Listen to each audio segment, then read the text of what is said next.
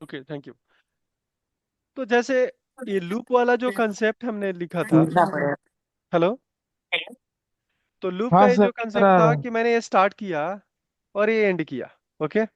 तो ये start and अगर मैं आपको नॉर्मली मैं कुछ नहीं करता हूँ कि चलाना है कि क्या इंटरनल क्या आ रहा है। तो मैं आपको चेक करवाने के लिए मैं यहाँ पे दिखाता हूँ। ये स्टार्ट डेट यहाँ प्रिंट करा देता हूँ जिससे आपको पता लगे फाइनली क्या आ रहा है। मैं यहाँ डेट ऐड किया हूँ ना। यहाँ पे आपको कहता हूँ कि ये काम करो, मिनट ऐड करो। मिनट ऐड करते हैं। ओके। तो मैं यहाँ पे करता हूँ एवरी, मैं करता हूँ 10 मिनट ऐड करता हूँ। फाइनली क्या आ रहा है वो आप यहाँ पे देखिए क्या हो रहा है। ये लूपिंग आपको क्लियर हो जाएगा बेसिकली। मैं ये स्टार्ट किया और यहाँ पे देखिए कुछ आपको देख रहे हैं कि 8:10 है, 8:20 है, 8:30 है, 8:40 है। इंक्रीमेंट हो रहा है। ओके। तो बेसिकली क्या है कि अगर डेट वाला फॉर्मेट आ रहा है तो आपको सेम पैटर्न को फॉलो करना है। लेकिन पैटर्न में ये है कि आपको एक बार में पूरे डेटा नहीं उठाना है। अब मैं कहूं कि मैं डेट उठाया कि एक काम करो, एक डेट का डेटा निकालो कितना डेटा है। तो हो सकता है कि आपका डेटा एक डे में ही 1 लाख डेटा हो। तो 1 लाख भी आपके लिए हाई लोड है। तो मैं कब सजेस्ट करूंगा कि आप ये करेंगे कि इंस्टेड ऑफ मतलब कि सिलेक्टिंग अप आपका 1 lakh record, you have to go with 1,000 record, or you can say less than 1,000, or you can say it's a 5,000 record, not more than that। आपकी रैम की कैपेसिटी पे डिपेंड करता है कि कितना आपको सेट करना है। ओके। तो अगर बेटर परफॉर्मेंस के लिए, क्योंकि आपको तो मैनुअल करना नहीं है, मैनुअल तो एक क्वेरी आपको इंसर्ट वाला बनाना नहीं है, तो उसे बेटर है कि आप डायनामिक बनाएंगे और इसे आपका इशू फिक्स हो जाएगा। तो एक काम करता हूँ, वो वाला जो क्वेरी है उसको मैं फिर से कह कि वो मिस्टेक को कैसे बंद हो गया उसको लेके आते हैं। ओके। मैं इसको स्टॉप कर देता हूँ क्योंकि पूरी रैम की यूटिलाइजेशन हो रही है। ओके। यहाँ पे करते हैं। तो सर ये जो क्वेरी चलाएंगे किस किस डेटाबेस में जाएगा ये जो रिकॉर्ड हो। हाँ, ये डेटा जो जाएगा आपके आर्काइव वाला डेटाबेस के इम्प्लाई टेबल में जाएगा जो हीप टेबल है, जिसमें आपका कोई प्राइमरी की कांस्टेंट आइडेंटिटी कुछ भी नहीं है। ये काम ओके। करता हूँ मैं एक फिर से। तो ये सर जो टेबल बनाए हैं ये तो आर्काइवल एक डेटाबेस बनाए होंगे फिर उसमें टेबल होगा। हाँ हाँ, नहीं नहीं, अभी आपके सामने बनाया था ना। मैं तो आपके सामने एक बार क्रिएट किया दिखा था दो। ना। ये देखिए ये टेबल यहाँ पे पड़ा है। ओके। राइट। और हमने मैन्युअली डेटा 2 बार डाला था, आपको याद होगा। ओके। Manually data. तो मैं ये काम करता हूँ, इसको ट्रंकेट करता हूँ और कुछ क्वेरी मतलब उस क्वेरी का चलाता हूँ, ट्रंकेट टेबल। ओके।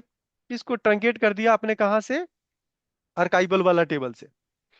फिर वही प्रोसेस फिर से मैं करता हूँ कि ये मिस हो गया, डिक्लेयर किया ये start ID in big int. Okay.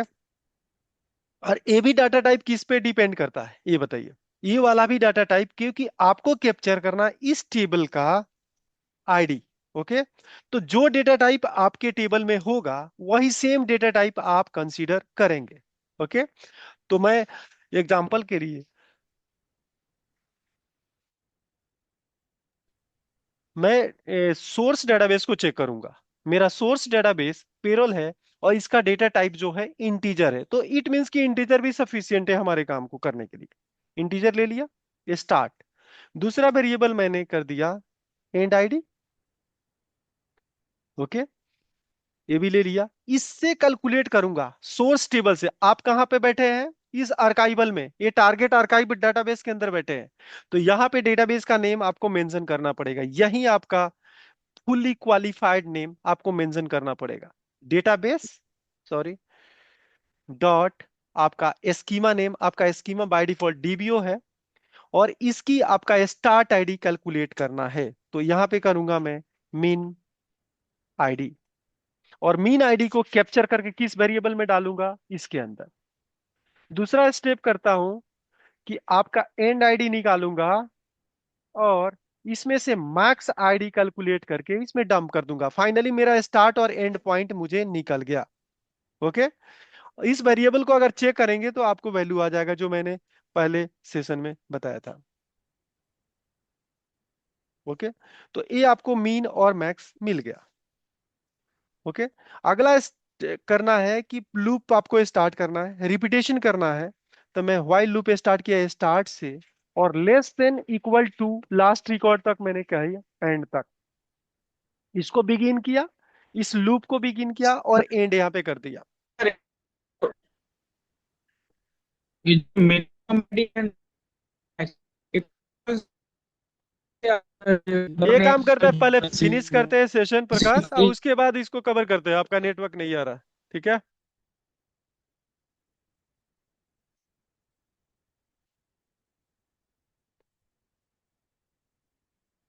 यहां पे करते हैं कि स्टार्ट की वैल्यू सेट किया, स्टार्ट, और यहां से आपको कितना प्लस करनी है, 1000 का प्लस करना है मान लीजिए। यही करते हैं आपको स्ट्रेट फॉरवर्ड, कि पहले स्टार्ट होगा, इसकी वैल्यू आपका यहां से होगा। इसका क्वेरी मैं सेलेक्ट कर लिया, क्योंकि जो आपने डायनेमिक यहाँ पे क्वेरी बनाया था वो, okay. Select star from this, और टेबल का नाम है आपका पेरोल, सोर्स वाला, या सोर्स वाले से आपको रीड करना है। Where ID, okay. ग्रेट आपको क्या होना चाहिए, आईडी आपका होना चाहिए ग्रेटर देन आपका जो भी आपकी स्टार्ट आईडी है उससे बड़ी होना चाहिए, बिटवीन नहीं चलाता हूं मैं, जिससे आपको क्लियर हो। एंड आईडी आपका लेस देन कितना होना चाहिए, आईडी प्लस 1000। तो जो भी करंट 1 है तो 1 प्लस आपका 1000 हो जाएगा, 1000 प्लस। अगला, यहाँ पे स्टार्ट की वैल्यू अगर मैं ऐसे ही छोड़ देता हूं तो स्टार्ट की वैल्यू 1 ही रहेगी, चेंज नहीं हुई। तो मैंने स्टार्ट की वैल्यू रीसेट करने के लिए स्टार्ट में मैंने कितना प्लस किया, 1000 प्लस किया। तो 1 और 1000, अगला नेक्स्ट रिकॉर्ड 1001 से स्टार्ट होगा। तो मैं, अगर मैं आपको ये काम करता हूं, इसको दिखाता हूं, तो क्या आपके सामने आता है वो देखिए। अभी इंसर्ट नहीं कर रहा हूं आर्काइवल टेबल में, और मैं अधिक देर नहीं चलाऊंगा इसको। मैं चेक कर लेता हूं इसकी, बाहर निकालने के लिए मैं करता हूं इसकी वैल्यू, जब भी आपकी मैं कर दूं 10,000 हो जाती है तो बाहर निकल जाएगा, नहीं तो ऐसे हमारा बहुत टाइम वेस्ट हो जाएगा। और मैं इसको करता हूँ रिटर्न, ओके। तो बेसिकली हम बाहर करना चाहते हैं, यहाँ पे देखिए। तो आपका लूप हो गया, वाइल लूप बंद हो गया, और मैं प्रोसीजर को भी बंद कर देता हूँ। प्रोसीजर शायद नहीं क्रिएट किया हूँ, तो यहाँ से प्रोसीजर भी क्रिएट कर देता हूँ। क्रिएट प्रोसीजर यूएसपी, प्रोसीजर का नाम archive tbl, आपका imply archive, full archive tbl imply, okay. ये प्रोसीजर है, इसको मैंने यहाँ पे एज स्टार्ट किया, बिगिन किया, और लास्ट में एक एंड किया, पहले से कर चुका हूं। अगर इस पार्ट को मैं चलाता हूं तो देखिए, आपको एक बार दिखा दूं कि क्या हो रहा है, और उसके बाद प्रोसीजर को एग्जीक्यूट करूंगा। इतना ही पार्ट चलाने वाला हूं जो क्वेरी आपका है, देखिए।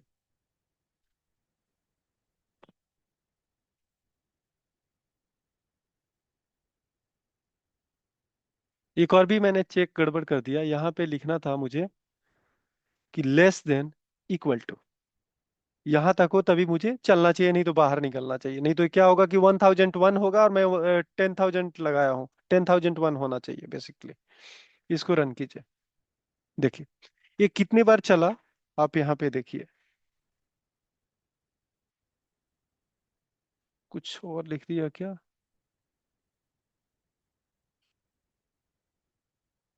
Start value is less than, okay, greater than इतना हो जाए। सॉरी, मैंने लेस देन लगा दिया, तो ये गड़बड़ चेक है। मैंने स्टार्ट की वैल्यू अगर ग्रेटर देन हुई तो रिटर्न करना है, बाहर निकालना है मुझे। इसको, इसकी वैल्यू जैसे कि 10,000 है, 10,000 से बड़ी हो जाएगी तो फटाफट ए लूप से बाहर आएगा, पूरे रिकॉर्ड हम देख नहीं पाएंगे बेसिकली, ओके। तो आप देखिए 10, देखिए यहाँ पे 10,001, ये इटरेशन आपका डेटा चला है।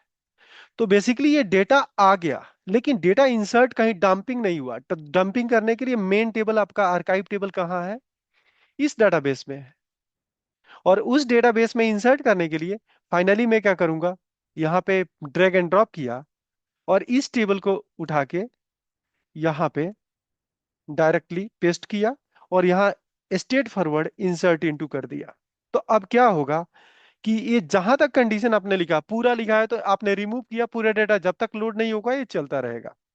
तो सिंपल क्या हो रहा, insert into the payroll archival this table from this range. तो बेसिकली क्या हो रहा है, ये डेटा आपका डंपिंग हो रहा है। ये चलाइए, और इतना रिकॉर्ड आपके फाइनल टेबल के अंदर डंप हो जाएगा। अगर 10,000+1 तक ये बाहर हो जाएगा। अब सेलेक्ट इसलिए नहीं हुआ कि मैंने सेलेक्ट नहीं किया, और इस टेबल को जाकर रीड कीजिए, इसमें आपका डाटा आ गया होगा।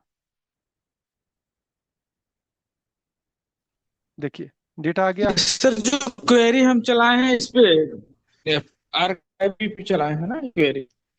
आप कहीं भी चलाओ, मैं देखिए यहाँ पे फुली क्वालिफाइड नेम है। एक चीज देखिए, फुली क्वालिफाइड का नेम है कि जिसमें इंसर्ट करना है उसका भी डाटाबेस का नाम लिखा है, और जिससे रीड करना है उसका भी डाटाबेस का नाम है। ये आप एक काम करो, कॉपी करो, इसको मास्टर में चलाओ, आपको कुछ नहीं ये बोलेगा, क्योंकि आप फुली क्वालिफाइड नेम को यूज कर रहे हो।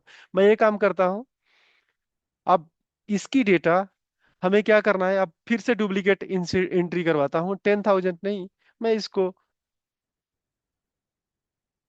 मैंने 10 lakhs कर दिया। ओके, इसको मैं प्रोसीजर ही क्रिएट कर देता हूँ। ठीक है, प्रोसीजर क्रिएट किया और ये प्रोसीजर को कॉल कर दिया। देखिए क्या हो रहा है,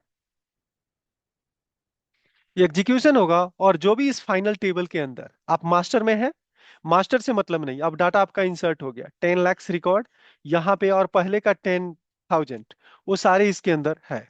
आप देख लीजिए, है। जब भी आर्काइवल करना है, सपोज कीजिए मुझे इस टेबल को ट्रंकेट करना है फुल आर्काइवल के लिए, तो आप क्या करेंगे, शुरू में आएंगे इस प्रोसीजर में, यहां लिखेंगे ट्रंकेट टेबल, टेबल का नाम। तो मेन आपका सोर्स टेबल ट्रंकेट होगा। यहाँ पे अल्टर कर देता हूँ, प्रोसीजर मुझे चेंज करना है, F5 किया और इस प्रोसीजर को रन कराऊंगा। आपको देखिए डेटा डम, ये जो सेलेक्ट हो रहा है इसकी जरूरत नहीं है, तो इसको भी आप कमेंट कर सकते हैं, इसकी जरूरत आपको है नहीं। देखिए डेटा इंसर्ट हो गया, और इस टेबल को आप जाके चेक कीजिए, आपके पास जो रिकॉर्ड था यहाँ पे आ जाएगा, जो भी आपने कंडीशन दिया। अब एक और, ये तो हो गया। यहाँ पे मैं अगर इस लाइन को हटा दूं, रिटर्न वाला, मैं पूरे डाटा लोड नहीं करना चाहता हूं, तो इसको बोलते हैं फुल आर्काइवल। Okay, clear. ये पूरी डाटा डंप हो जाएगी आपके इस टेबल में।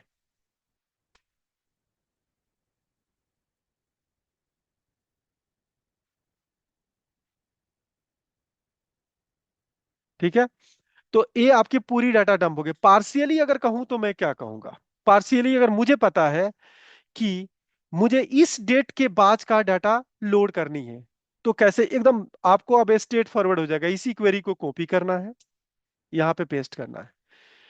इसमें कुछ भी आपको, ये ट्रंकेट जब पार्शियल करेंगे तो आपको क्या करना है, पार्शियल में आपको डेटा ट्रंकेट नहीं करना है। मैंने इसको ट्रंकेट को हटा दिया, और मैक्स आईडी नहीं होगा। आपको पता करना है कौन सी डेट, अगर कंपनी कहती है मुझे, सपोज कीजिए कि दिसंबर के पहले के डाटा सारे को मुझे क्या आर्काइव करनी है, दिसंबर के पहले। ओके, तो मैं देख लेता हूं कि जो आपका टेबल है उसके अंदर कौन सी डेटा पड़ी है दिसंबर के पहले। तो यहाँ न्यू क्वेरी कीजिए और यहाँ चेक कीजिए, select star from this table. तो इसमें आपको देखना है कि दिसंबर से कौन सी आईडी जनरेट हुई है। बेसिकली आपको आईडी का स्टार्ट पॉइंट देनी है।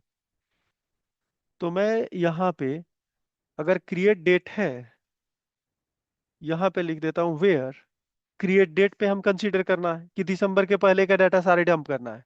तो यहाँ पे आप देखेंगे, यहाँ मैं डेट टाइप करता हूँ कि इससे जितने भी पुराने डाटा है मुझे नहीं चाहिए, तो मैं दिसंबर कह रहा हूँ।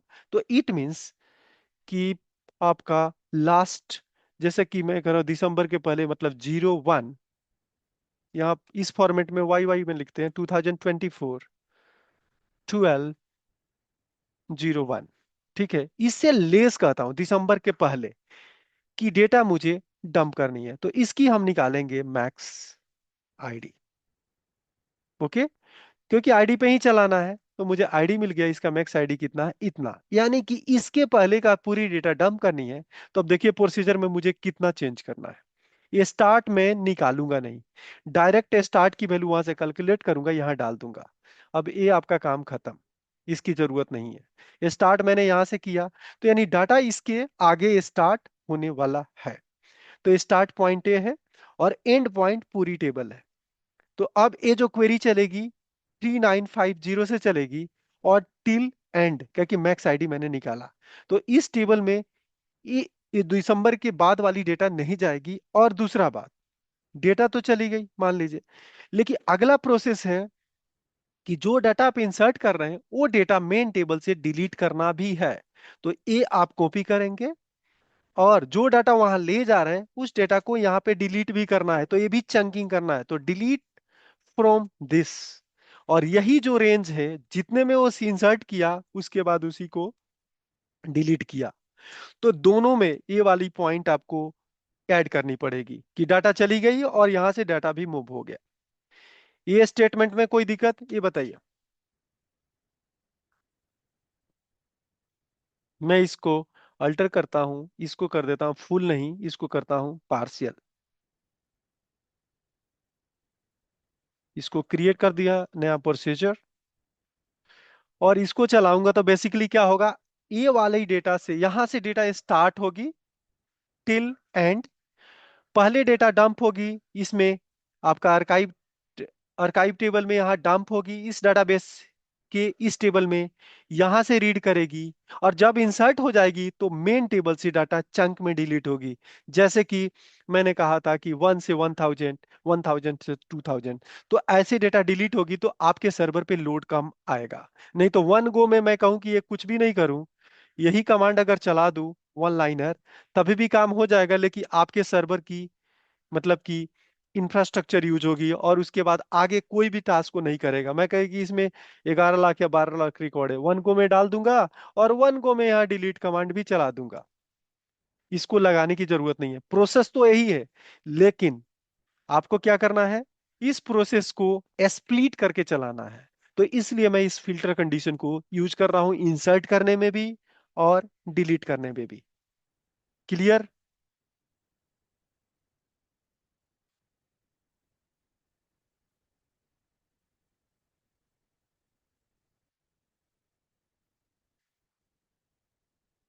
क्लियर? ये बताइए कोई क्वेरी है अभी तक? क्या कि ये वाली प्रोसेस आप परफॉर्मेंस इंप्रूव करने के लिए कर रहे हैं, कि डाटा को डंपिंग सेफ करके आपको रखना भी है, और डेटा को आपको स्टार्ट भी करनी है। ये काम करते हैं, अगला मैं एक और रिकॉर्डिंग कर रहा हूँ।